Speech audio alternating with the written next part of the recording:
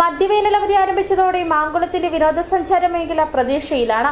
April May മാസങ്ങളിൽ സഞ്ചാരികൾ കൂടുതലായി മാങ്കുളത്തേക്ക് എത്തുമെന്നാണ് വിനോദസഞ്ചാരി മേഖലയിൽ പ്രവർത്തിക്കുന്നവരുടെ പ്രതീക്ഷ. ഓണവും ക്രിസ്മസും പോലുള്ള ആഘോഷ സമയങ്ങളിൽ സഞ്ചാരികളുടെ തിരക്ക് അനുഭവപ്പെടാറുണ്ടെങ്കിലും മധ്യവേനലവധി കാലത്താണ് സഞ്ചാരികൾ കൂടുതലായി മാങ്കുളത്തേക്കും ആനക്കുളത്തേക്കും എത്താറ്.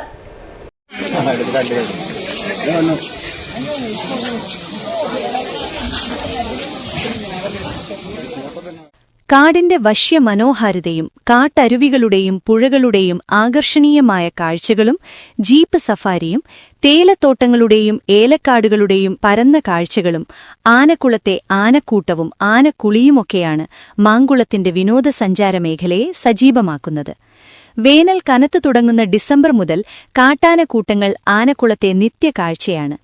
പട്ടാപ്പകൽ പോലും തൊട്ടരികിൽ നിന്ന് കാട്ടാനകളെയും ഈറ്റച്ചോലയാറ്റിലെ ആനകളുടെ നീരാട്ടും ആനക്കുളത്തെ സഞ്ചാരികളുടെ ഇഷ്ടകേന്ദ്രമാക്കുന്നു.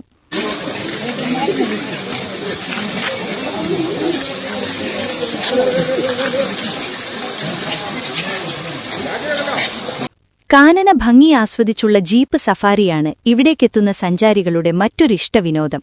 മധ്യവേനലവധിക്ക് ശേഷമുള്ള മൺസൂൺ ടൂറിസവും മാങ്കുളത്തേക്ക് സഞ്ചാരികളെ ആകർഷിക്കുന്നതാണ്. മഴക്കാലങ്ങളിൽ വന്യത കൈവരിക്കുന്ന 1/2 ഡസനിലധികം വെള്ളച്ചാട്ടങ്ങളാണ് മഴക്കാലത്ത് മാങ്കുളത്തിന്റെ ഭംഗി. സീസൺ കാലത്തെ പ്രതീക്ഷയോടെ കണ്ട് വിനോദസഞ്ചാര മേഖലയിൽ പ്രവർത്തിക്കുന്നവർ മുന്നൊരുക്കങ്ങൾ നടത്തുകയാണ്.